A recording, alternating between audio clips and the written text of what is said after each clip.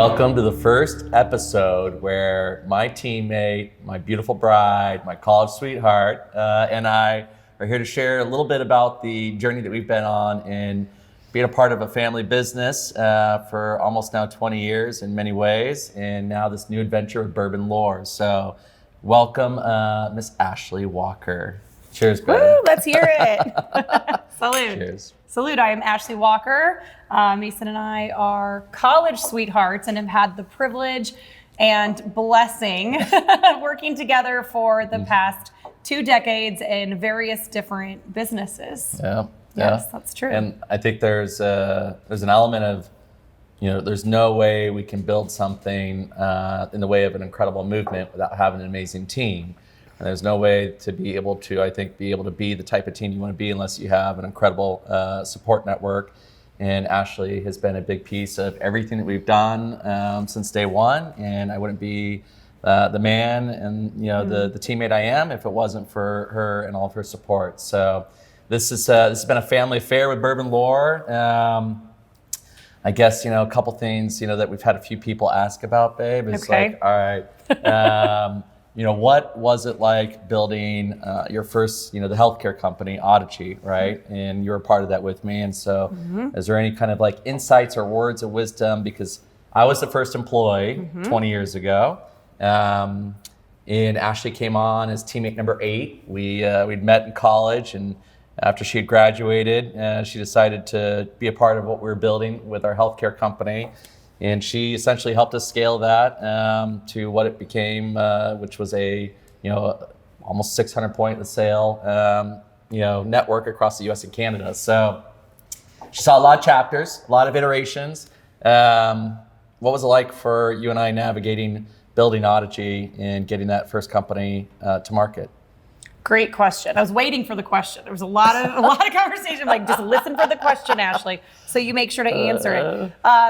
How was it working together? I would say at the phase that I entered the company, we were very serious in our relationship. So you're either all in or you're going to set a buffer. And I feel like we were all in. Working together takes a lot. It is absolutely an investment in each other because you don't leave work at work. Yeah. We would go home talking about all of our doctors across the nation and how we can better help them, and anything that happened that day continued into every conversation we had through dinner. We were also building a business. So we were working all the time. There wasn't like, oh, we stopped work at this time and we head home. It was like every waking hour was dedicated to building this vision, this mission, this company of truly helping people who help people. Right. And that really drove that. I had the privilege of working specifically in our events department and our professional development department. I loved all of that. I got to work with the top doctors across the United States and learned what they did, how they did it, what those best practices were, and created a system we called Patients for Life. Yeah. From there, we took that program and we were able to train any position within the clinics, whether it's a provider or front office staff or back office, to do exactly what the best of the best do and achieve that same level of success. So that was pretty exciting. Yeah. We traveled the country together. I'd be teaching Patients for Life in one room, and Mason would be leading the guest summit, closing new businesses on coming on and working with us in the ballroom next to me. So that was pretty exciting. We got to travel to some amazing places, have some really cool experiences.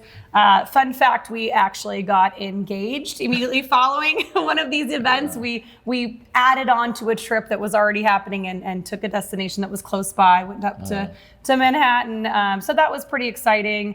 I think working together is not for the faint of heart. I think you truly have to be focused on what your goals are as a couple, but not lose sight of what your goals are individually. And I would say, obviously, you can hear she's how articulate she is and confident in what she's sharing. She's really the brains and the strength behind every one of our adventures. So, but I think the other piece is you have to work hard there's no necessarily balance in our lives with okay, you have equal family time, you have equal business time, you have equal personal time. I don't really say that we know what that looks like. I know what that means. We don't necessarily have balance. We talk about the fact that we prioritize, right? And so there's hours where you prioritize your kids. There's hours that you prioritize the two of you. There's hours that you prioritize your business ventures. And if you're committed, I truly believe, to ultimately ensuring that everything you do is about the greater good of you as a couple, you as a family, and in return, the future that you want to have, then it works. You make it work. And I'll say that I cannot thank Ashley enough that there's an element where she truly is the CEO of Camp Walker, and she runs a tight ship with our 4 love bugs in our household. I don't even know necessarily, what bills we have or how they get paid, but stuff happens, and there's roles that we complement one another on and know how to support each other through those roles, as well as coming together, as a family unit and a husband and wife. So. Exactly. Something that some people have asked is like, when did bourbon start to kind of come into the mix in our life, right? Mm-hmm. Yeah. Such a good question. See that side? No, that was more of a contemplative, contemplative moment. So one thing that Ashley and I talked about early on when we were building Oddity was that we wanted to be able to bring our doctors into our home and share with them who we are and what we're about. As individuals, what we're about as a couple, what we're about as a family, and what better way than being able to show that level of gratitude to those that you want to support and serve by having them into your home and barbecuing for them and treating them as guests at Camp Walker. So early on, we started having people over to the house, and Ashley and I talked about I love to cook, she loves to cook. We've always had a garden. Love the garden. Love the garden. Very therapeutic for Dad. But I'll barbecue some steaks. We'll figure some stuff out, and then we wanted to be able to kind of create a moment. I would say, and almost like an experience for our doctors at our home, and we'd have them come upstairs to the Walker Saloon. And we thought, well, we both love wine. Ashley grew up in kind of Sonoma, Napa area. Scotch is okay, but we really love bourbon, and so we started pouring bourbon and doing bourbon tastings up there 15 years ago. And some thoughts, comments on what it was like having bottles come into the house. Well, we first started, Mason has always been passionate about the American West, the history, the story behind it. And he really started getting into bourbon, to whiskey, and I thought my Amazon shipments were coming in. Let me tell you, the bourbon shipments were matching the pace, and Mason's appreciation and love just grew exponentially from there. I spent a lot of time, obviously, with our children. They were very close in age. So when I reached a point where I wasn't either pregnant or breastfeeding, I popped on up to the Walker Saloon and said, all right, this bar has filled up. You thought I was busy with the kids not looking, and all of a sudden we've got lots and lots of bottles. I can't even count. So I sat myself down at the bar and I said, all right, honey, what is it that you love the most here? Fill me in. Teach, explain. And so Mason's like, all right. And so he put out glasses, and we had, mismatched glassware. I don't even think we had a Glencairn at this point. We had all sorts of cool antique vintage glasses that your mom had gifted us. Right. And so Mason poured out, a tasting flight for me, a la Camp Walker. And we got to the end of it, and I'm like, oh, this is wonderful. Ooh, that one's, a little bit of jet fuel there. Took a minute. It was an acquired taste, but eventually we got through the flight, and more so than, obviously incredible whiskeys and bourbons, but more so than the taste of anything, it was the passion. The passion for each of the stories behind, this is how I came to have an opportunity to buy this bottle, or the history behind this bottle. And that was the story that took so much time and learning about, and we did that a number of times. Right. And then it was exciting when we went out to dinner to see, okay, well, what do they have here? What's on the list? And it was like, check it out the bar. Yeah, it was a lot of fun to see that. So I would say that was the beginning. Yeah. That was the first spark for me, where I knew Mason was absolutely all in, passionate. His eyes lit up. His eyes lit up speaking about the story, speaking about each of the cups that he poured for me. And I just knew this was going to be in our future some way, somehow, forever. We weren't shaking it. No. I think it was like somewhere around 2016, you made a comment like, Mason, so help me God, if another FedEx or UPS box shows up with a bottle, and taking all these bottles that have filled our closets, filled our bar. And The closets, I forgot. He'd hide them. He had a hall closet upstairs that I hadn't really gotten to. And I opened it one day because I had like put some toys that the kids weren't old enough for. And I opened it and I just was like, there were hundreds of bottles in his closet. And you had to take them out of the boxes because they weren't fitting in the boxes. So they were like neatly stacked in just all these rows. I forgot about the closet. Well, little did I know, fast forward, right now we have pallets of things delivered to our home. So I don't know if I should have been so upset about the boxes because this amazing book and all of the, things that go along with having this amazing Bourbon Lore weekend are now in pallets in our garage, blocking my Christmas decorations. So we had a little talk about that, and we moved a few things so I could get there. They're moving. It's for the launch party. Obviously, there's a lot of guests here. The inventory will be moving out. Yeah, the closets. I forgot about that. I know. Okay. So I think there's another piece of this, story for us, which, obviously we started talking about, what do we.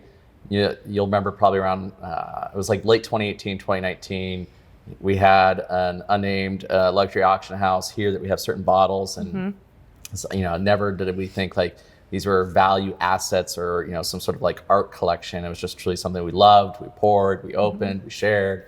So I remember sharing with you when, this auction house reached out, like, do you have certain bottles? And we're like, yeah, we have some bottles. And like, do you have more bottles? Yeah, we have quite a few. And we shared with them. They're like, you have a list? Yeah, of course you have a list. I got to keep track of all this stuff. And, no, the list. Let's talk about the list because the list was your mother and I. You went to work one day and said, can you put an Excel spreadsheet together of all of this? We're going to have to like edit this part out here. So let's get a little bit too much behind the scenes. We sat in there and all the kids are running around and we're like, how do you spell that? Okay, went through, wrote all the things down and the list. So you can take credit for the list, but the list. Okay, keep going. So we shared the list. All right, they came back, and I remember calling Ashley out. I'm like, you have to read this email. We're in our kitchen. And I couldn't believe that the value that they shared on our bottles basically exceeded like the value of our home. Right. And of course, Ashley's like, sweet, sell it. Let's get a cabin for the kids. Legit. I'm like, sell it. So everyone's going to hate me for that comment. I take it back now. Yeah, exactly. But we decided, we talked about it as a family. And I remember just kind of sharing with her, like, I really do. I love these bottles. They're kind of like my babies. And she's like, no, you actually have real babies. These are not your actual babies. Yeah. But, we talked about it and decided that, let's see if we can't do something together. And, one of those ideas that we had was, maybe we could do a book, right? Mm-hmm. Maybe we could create a book and kind of tell my story about these bottles and the lore around them. Even before you had a vision for luxury enthusiast experiences and legendary experiences, it was always the book. The book. His dream was the book. Yeah. So, but obviously we had a busy business. We have a busy family. Yes. So we talked about the book, probably around 2019. Mm-hmm. And then in 2020, we started talking about it again with Dan Jansen in Lincoln Design. And Dan, so talented. Yeah, 100%. And Dan was like, I think you should do it, right? And so in 2021, in January, who moved into Camp Walker to begin photographing bottles? Our bestie Darren.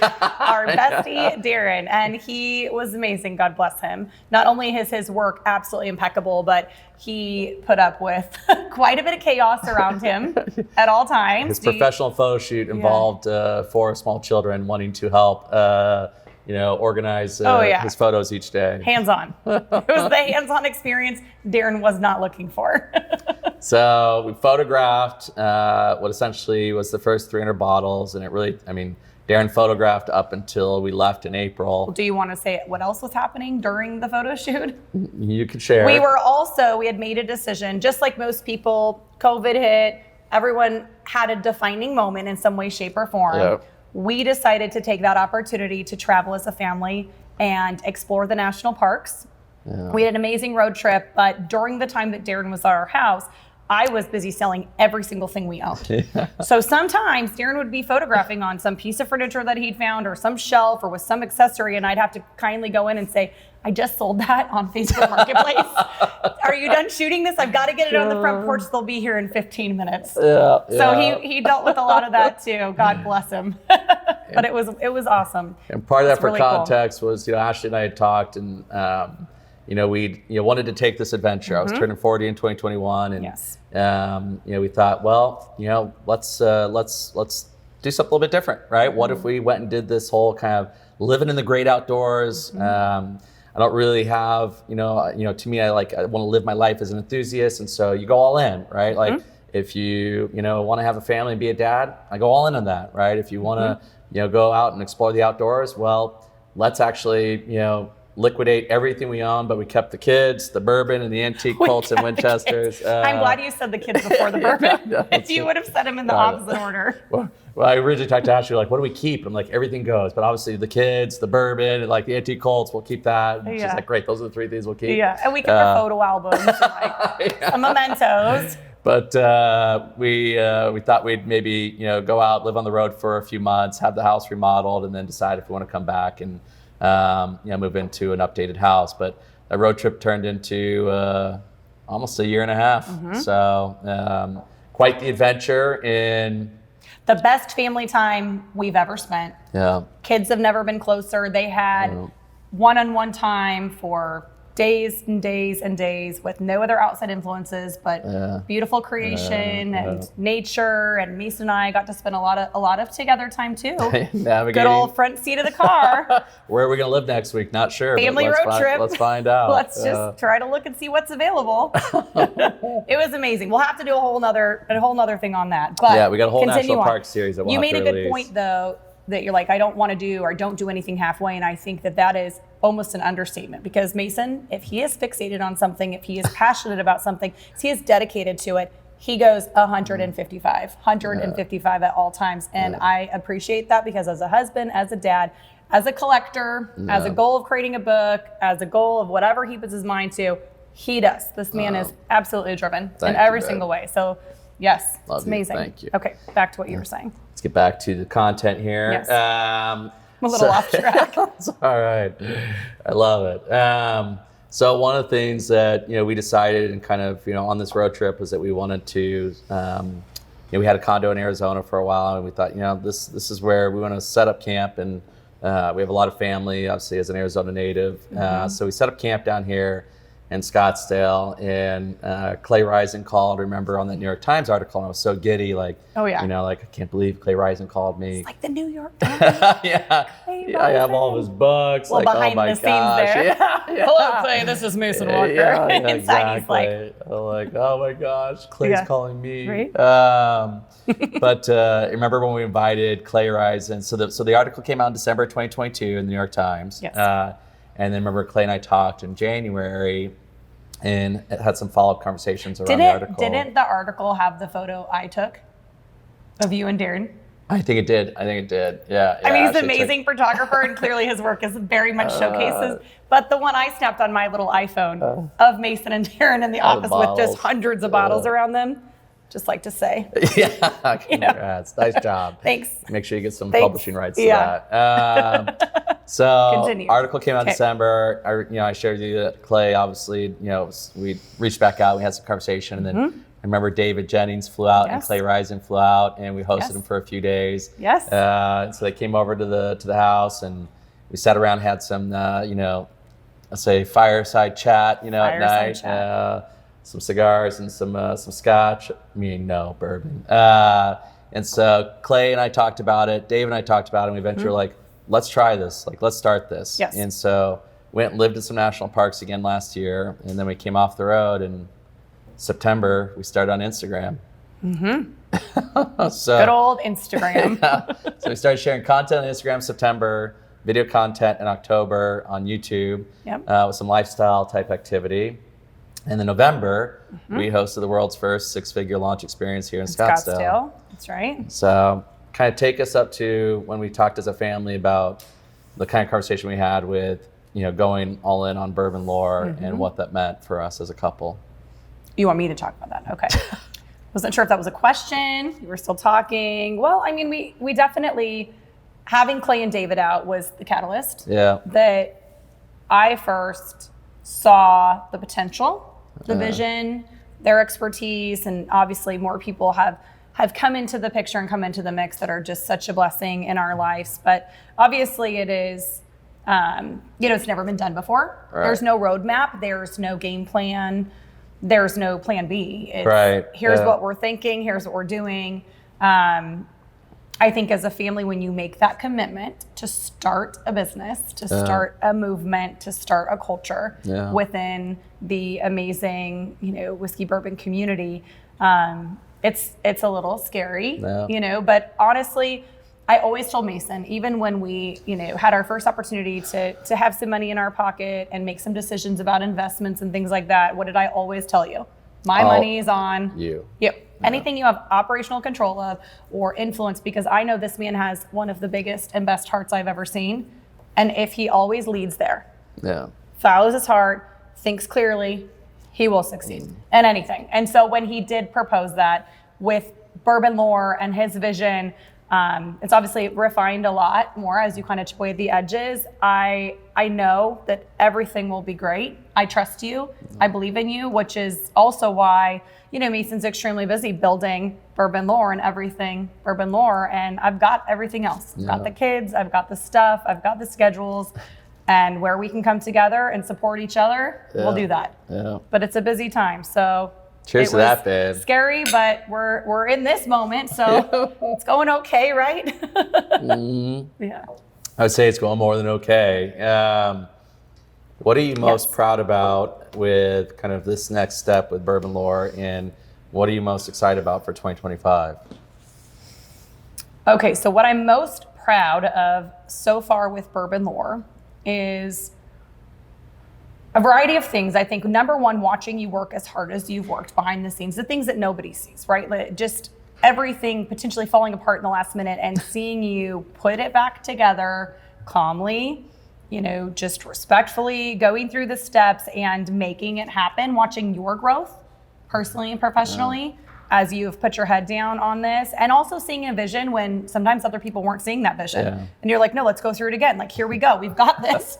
I mean, that's pretty incredible to watch. I think being also at our Kentucky experience 2 weekends back was the first time I felt like this is cool. This is happening. Like, I knew it was cool, but this, just being in that moment and watching it all come together and come to fruition, and all of the things you've been talking about and saying and seeing through other people's eyes, the attendees' eyes, right? And that's someone who is so passionate about bourbon, and someone who is there because they're like, well, I've been an expert for about 24 hours now since I've been here, right? Like someone who's new to it. Everyone just it knocked their socks off. They were so excited. So watching that come to fruition for me was a very big defining moment in Bourbon Lore, and knowing that being able to provide those experiences and create those moments for people is such a blessing. It's a really cool thing. I agree. We talk about bringing the joy, right? Bringing happiness, and how amazing that is if we can build something where we can create those moments that somebody can connect with the energy, the excitement, and the lore of American whiskey. It's a true blessing. Amen. And your second question is, what am I most looking forward to in 2025? And I think honestly, definitely more of the same, staying the path. We found the rhythm. We've stepped, a lot of people now are matching pace and matching step and coming along for this amazing journey. And we're so thankful and we're so proud to be able to have this. So I think number one, that, and number two, just pushing the envelope of what's possible in the industry within the bourbon whiskey community. And I know that your vision will take us there. And I'm excited for everyone to be a part of it. Because it's not just about us, it's about the whole team, and it's about everyone who's believed in us and partnered with us and had us to their homes and their distilleries and their processing plants or facilities. And I'm just seeing all these things. I'm not an expert, but it's really cool. And they had to trust and believe in the vision and what's possible, and you and your heart. And I'm excited for that, to see where that takes us. Thank you, babe. So I'd say a couple closing thoughts. Everything we've tried to do with Bourbon Lore is to bring elements of, I'd say, where we've been, our family, culture, heritage, things that mean something to us. And we've talked about on the book, obviously, a lot of the unique pieces associated with the book that are specifically there, whether it's the Navajo textile or whether it's the Winchester horse. you're wearing a couple family heirlooms, and every now and then people ask, like, what's the deal with some of the stuff that you're wearing? And it's more than just a piece. Just like I think these bottles are more than just a bottle. They represent this level of heritage. They represent this level of lore within our family. So you might share us a couple of pieces there? Absolutely, Mason. So these two pieces are both family heirlooms. Yep. They were both Mason's grandmothers. We call her Granny affectionately. They were both gifted to her by Mason's grandfather. Two of the most influential people in your life, which is really cool. This ring is they're all both one of a kind. Mason's grandmother had the bracelet. Mason's grandfather had a matching giant belt buckle that is about this big, right? Ashley, we got it on Christmas. We opened it. Ashley's like, what is that? Well, I didn't know what it was. Well, it was like an art piece or something. Like, does it go on the wall? I wasn't sure. Mason's like, no, honey, it's a belt buckle. But anyway, so this is the matching.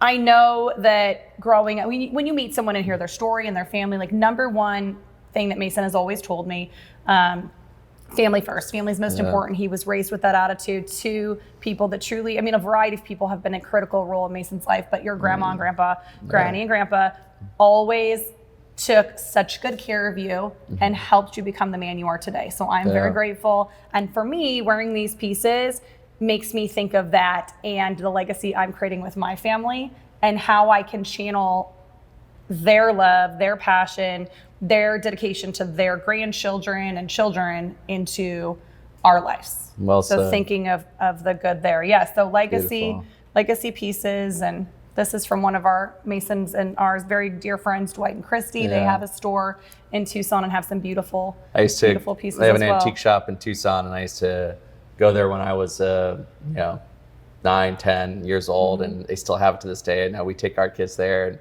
and pick up a few pieces and share in that lore of our love of Tucson and some beautiful Navajo pearls. So should we go into my wedding ring? No, I'm kidding. That's new.